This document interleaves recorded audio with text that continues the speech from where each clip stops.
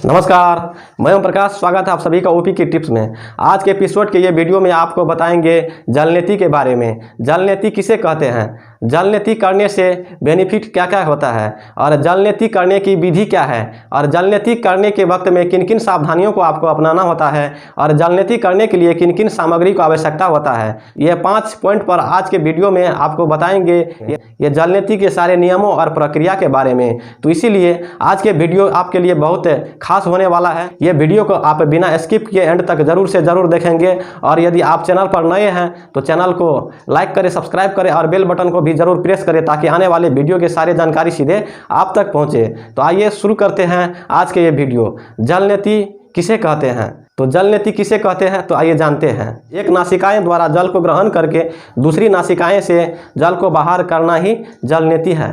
तो अब आइए जानते हैं दूसरे पॉइंट, जल नीति करने से बेनिफिट्स क्या क्या होता है। जल नीति करने से सर्दी, जुकाम, नज़ला, साइनस, अस्थमा और आँखों की जितने भी प्रॉब्लम्स हैं, आँखों के नीचे कालीपन आ जाना, आई साइट्स और आँखों में दृष्टि कम होना इत्यादि जो आँखें की समस्या होते हैं और समय से पहले जो बाल सफ़ेद होने लगते हैं और बाल झड़ने लगते हैं और चेहरा पर जो है फेस पर ग्लो हटने लगते हैं, यानी कि आपके फेस पर जो रौनक होनी चाहिए वो रौनक हटने लगते हैं, घटने लगते हैं और आप समय से पहले ही बूढ़े देखने लगते हैं। आपके अल्प आयु में ही बाल झड़ने लगते हैं, सफ़ेद होने लगते हैं इत्यादि जो समस्याएं होते हैं, ये सारे समस्याएं को निराकरण करने के लिए, ये सारे समस्याएं को जड़ से ख़त्म करने के लिए एकमात्र विकल्प है, वो विकल्प है जल नीति और सूत्र नीति। और इसके साथ साथ आप प्राणायाम भी करें। ये जल नीति करने से आपके नोस्ट्रल फ्री हो जाते हैं, जैसे कि आपके नासिकाएं में जो म्यूकस और कफ भर जाते हैं। यदि आपके नासिकाएं में म्यूकस और कफ भर जाते हैं तो आपके नासिकाएं द्वारा ऑक्सीजन जो है पर्याप्त मात्रा में ये फेफड़े को नहीं मिल पाते हैं। तो इसीलिए ये फेफड़े को यदि ऑक्सीजन पर्याप्त मात्रा में नहीं मिल पाते हैं और शुद्ध ऑक्सीजन ये फेफड़े को नहीं मिल पाते हैं तो हमारे शरीर को, हमारे नर्वस सिस्टम को, हमारे शरीर के जितने भी ऑर्गन्स हैं, जितने भी सेल्स हैं, कोशिकाएं हैं, उसमें जो है शुद्ध ऑक्सीजन और पर्याप्त मात्रा में ऑक्सीजन नहीं पहुंच पाने के कारण से वो सारे सेल्स और कोशिकाएं कमज़ोर होने लगते हैं और ऑर्गन्स में ऑक्सीजन की कमी होने के कारण से ऑर्गन्स फेलियर होने लगते हैं। तो इसीलिए हमारे शरीर में जितने भी सिस्टम है वो गड़बड़ होने लगते हैं, व्यक्ति को रोग लगने लगते हैं।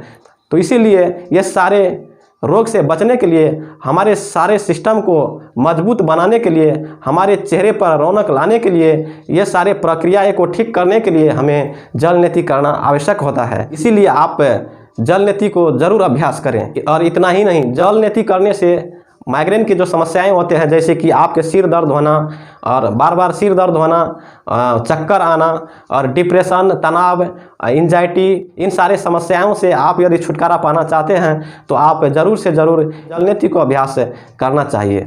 ये जल नीति का अभ्यास करने से ये नोस्ट्रल जो है वो सारे फ्री हो जाते हैं और ये नोस्ट्रल फ्री हो जाने के कारण से प्रचुर मात्रा में ऑक्सीजन इनहेल कर पाते हैं और ऑक्सीजन प्रचुर मात्रा में इनहेल कर पाने से हमारे शरीर में सारे ऑर्गन्स में और सारे कोशिकाएं में पर्याप्त मात्रा में और स्वस्थ पर्याप्त मात्रा में और शुद्ध ऑक्सीजन पहुंच पाने के कारण से हमारे सारे शरीर के सिस्टम ऑक्सीजन से एनर्जाइज होने लगते हैं। शरीर के जितने भी सेल्स डिजनरेट हुए होते हैं वो सारे सेल्स रीजनरेट होने लगते हैं और हमारे शरीर को एक कायाकल्प मिलता है।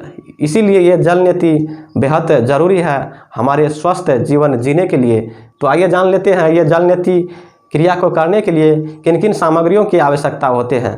जल नीति करने के लिए ये पहला सामग्री है जल नीति पोट्स और दूसरे नंबर में एक साफ़ सुथरा तौलिया चाहिए, जिससे कि आपको ये नाक नोस्ट्रल सफ़ा करने के लिए, जल नीति करने के बाद आपके नोस्ट्रल सफ़ा करने के लिए एक तौलिया चाहिए। और तीसरे नंबर में एक पॉट में गुनगुने पानी चाहिए, ताकि आपके पानी इतने गुनगुने हो कि आपके स्किन पर यदि आप लगाएंगे पानी को तो आपके स्किन को असहाय ना हो, आपके स्किन जले ना। तो पानी इतने गर्म गुनगुने चाहिए कि आपके स्किन एब्जॉर्ब कर सके, उसको सह सके। जो आप देख रहे हैं ये जल नीति का पॉट है, इसी से हम जल नीति करते हैं और ये प्लास्टिक का है। आप यदि चाहें तो आप पीतल का भी यूज कर सकते हैं। पीतल के पोट यूज करने से ज़्यादा फायदेमंद होगा उनके लिए जिनको एलर्जी की समस्याएं हैं, माइग्रेन है, डिप्रेशन है, स्ट्रेस है। उन व्यक्तियों यदि जल नेती करना चाहते हैं तो वो तांबा की बर्तन में, तांबा की पोट में यदि जल नेती करेंगे तो उनके लिए बेहतर अच्छा होगा, ज़्यादा फायदा मिल पाएगा। तो इसीलिए ये ज़रूरी बात है। और पानी में आप थोड़ा सा सेंधा नमक मिलाएं, जिसे पहाड़ी नमक भी कहते हैं, और पानी को मिक्स कर लिए सेंधा नमक से। जल नेती करने के लिए किन किन सामग्रियों को आवश्यकता पड़ता है ये तो जान लिए। अब जानते हैं ये जल नेती करने के लिए किन किन सावधानियों को हमें ध्यान में रखना होगा। आइए जानते हैं जल नेती करने वक्त में हमें किन किन सावधानियों को ध्यान में रखना होगा। तो आइए जानते हैं। सबसे पहले जल नेती करने से पहले हमें अपने नोस्ट्रल को चेक करना होगा, कौन सी नोस्ट्रल से ज़्यादा श्वास प्रवाह हो रही है। तो ये चेक करना ज़रूरी है, ताकि जिस नोस्ट्रल से हमें श्वास प्रवाह ज़्यादा हो रहे हैं उस नोस्ट्रल से हमें पहले जल नेती के अभ्यास को करेंगे। चेक कैसे करेंगे, जैसे कि एक नोस्ट्रल को हमें बंद करेंगे और दूसरी नोस्ट्रल से हमें श्वास को अंदर खींचेंगे, फिर उसी नोस्ट्रल से श्वास को छोड़ेंगे, फिर दूसरी भाग में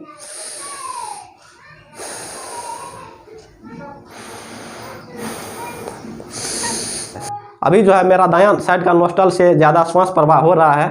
तो आपको जल नेती करने से पहले आप इसी तरह चेक करें, और जिस साइड से ज़्यादा श्वास प्रवाह चल रहा होगा उसी साइड से आप जल नेती का अभ्यास सबसे पहले करेंगे। और दूसरी बात, जब हम जल नेती के अभ्यास से करेंगे, आप उकड़ू बैठ करके भी ये जल नेती का अभ्यास कर सकते हैं, और खड़े होकर के भी ये जल नेती की अभ्यास को कर सकते हैं। अभी जो हम कर रहे हैं ये खड़े होकर के कर रहे हैं। ये जल नेती क्रिया करने के वक्त में आपको अपने नोस्ट्रल से श्वास नहीं लेना है, अपने नासिकाएं से श्वास प्रश्वास नहीं लेनी है। अपने मुख को खोल कर रखेंगे और अपने मुख से श्वास को इनहेल और एक्सहेल करेंगे। यदि आप अपने नासिकाएं से श्वास को इनहेल करेंगे तो ये जो पानी है, ये जो जल है, ये ऊपर की ओर चढ़ जाएंगे, और ऊपर की ओर चढ़ने से आपके जो है सिर दर्द होने का संभावना हो जाता है। आपको उल्टा आपको फायदा के बजाय नुकसान भी हो सकता है। तो इसीलिए आप जो है इन सावधानियों को थोड़ा ध्यान में रखें।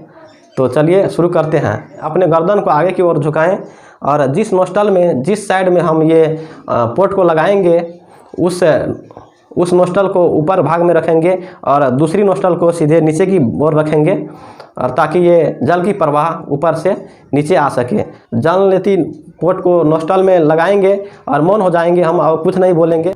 यदि हम बोलेंगे तो पानी ऊपर चढ़ जाएगा, तो इसीलिए अब हम मौन रहेंगे। आप इस तरीका को देखिए और इस विधि को आप देखिए कैसे होते हैं जल नेती। तो शुरू करते हैं।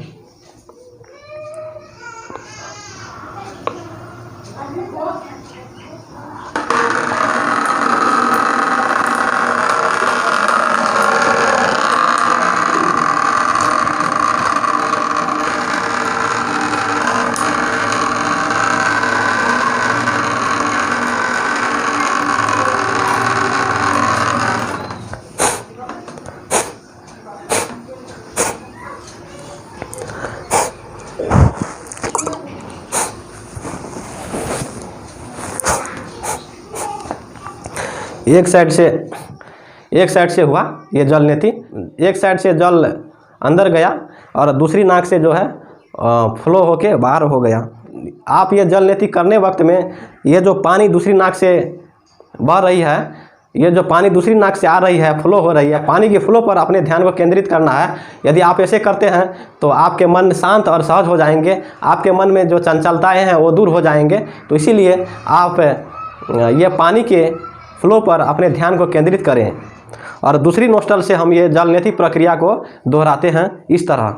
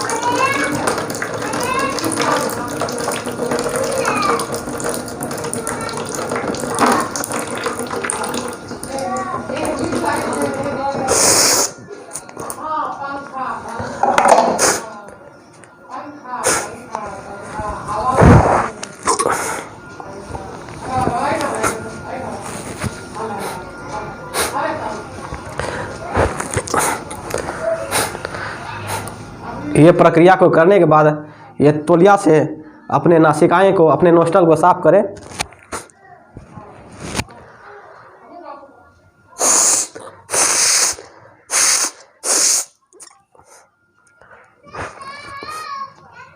अपने नोस्टल के अंदर में जो पानी के ड्रॉप जो थोड़ा थोड़ा रह चुके होंगे उसको जो है अब बाहर निकालना है कपालभाति करके। अपने सिर को आगे झुकाएंगे और कपालभाति करेंगे। कपालभाति करने के वक्त में हम अपने नाक से जो है श्वास को इनहेल नहीं करेंगे, अपने मुंह से जो है श्वास को इनहेल करेंगे और नाक द्वारा श्वास को एक्सहेल करेंगे। मुंह द्वारा श्वास को इनहेल करेंगे और अपने नासिकाएं द्वारा श्वास को एक्सहेल करेंगे। इस तरह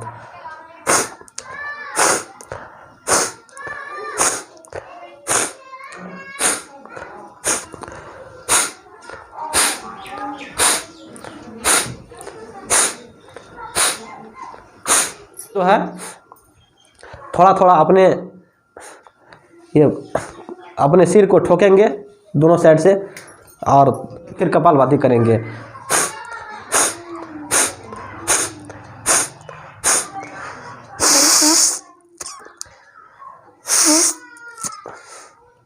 देख रहे हैं ये जो निकल रहे हैं ये सारे म्यूकस है। ये म्यूकस सारे साफ हो रहे हैं। आप यदि जलनेती करेंगे आपके नासिकाएं में, आपके नोस्टल में जितने भी म्यूकस भरे पड़े होंगे वो सारे साफ हो जाएंगे, वो साफे क्लीन हो जाएंगे। तो इस तरह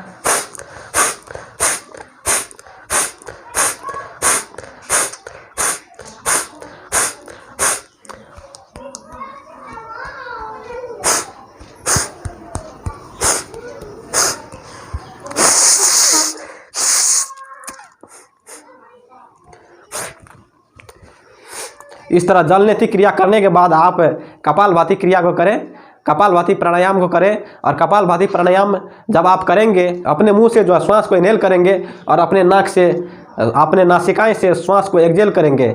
यदि ऐसा करते हैं तो आपके जो नोस्टल में थोड़ा ड्रॉप पानी का ड्रॉप जो रह चुका है वो आपके ऊपर नहीं चढ़ पाएगा। तो इसीलिए यदि आपको पानी ऊपर चढ़ जाएंगे तो आपके सिर में दर्द हो सकता है, आपके नज़ला जुकाम भी हो सकता है। तो इसीलिए इससे बचने के लिए ये थोड़ा सावधानी है। आप यदि जलनेती करना चाहते हैं और आपके जो है आसपास में, आपके परिवेश में जो है मौसम गड़बड़ है, बादल लगा हुआ है, कोहरा लगा हुआ है, तो आप इस प्रक्रिया को ना करें। यदि आप बादल का मौसम है, कोहरा का मौसम है, उस मौसम में यदि जलनेती क्रिया को आप यदि करते हैं तो आपको सर्दी जुकाम होने का खतरा रहता है। तो इसीलिए आप अपने अनुकूल मौसम में ये जलनेती क्रिया को अभ्यास कर सकते हैं। ये जलनेती क्रिया करने से आपके नोस्टल पूरा फ्री हो जाते हैं। जैसे कि आप इंजन को देखते होंगे, कोई मशीन को देखते होंगे, कोई ट्रैक्टर वगैरह, जो जीप कार गाड़ी जितने भी हैं वो सारे गाड़ी में एयर कैलेंडर लगा हुआ होता है। यानी कि इंजन में हवा आने के लिए एक एयर कैलेंडर लगा होता है, ऊपर जो है एक फिल्टर लगाया होता है। समय समय पर सर्विसिंग के जरिए उस फिल्टर को साफ करता है, उस एयर का फिल्टर को साफ करता है। यानी कि उस एयर फिल्टर में जो कचरा भर जाता है, उस कचरा को भर जाने से इंजन जो है शुद्ध एयर नहीं ले पाती है। इंजन जो है शुद्ध एयर नहीं ले पाने के कारण से इंजन में जितनी पावर होनी चाहिए वो पावर जो है घट जाती है। इंजन में जितने पावर इंक्रीज होनी चाहिए, जितने पावर फ्लो होना चाहिए, उतना पावर फ्लो अप नहीं दे पाती है। तो इसीलिए इंजन में जो है खराबी आने लगते हैं। इंजन को सर्विसिंग करता है और जो है एयर कैलेंडर को साफ करता है। तो उसी तरह हमारे जो शरीर में जो एयर कैलेंडर का काम है ये नोस्टल करता है। ये नोस्टल का काम है एयर कैलेंडर शुद्ध ऑक्सीजन को फिल्टर करके हमारे फेफड़े तक पहुंचाने का काम भी ये नोस्टल करता है।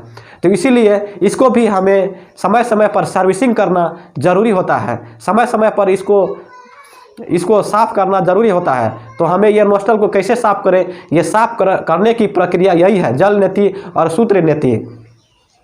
आप सूत्रनेती भी कर सकते हैं। यदि आप सूत्रनेती करने से डरते हैं, रबड़ नेती करने से आपको डर लगता है, घबराहट होती है, तो आप पहले जलनेती को करें। जलनेती क्रिया करने के लिए आप किसी योग शिक्षक के पास जाएं, ट्रेनर योग शिक्षक के पास जाएं, उसी योग शिक्षक के समीप में रह करके आप ये अभ्यास को कर सकें, ताकि आपको कोई परेशानी ना उठाना पड़े।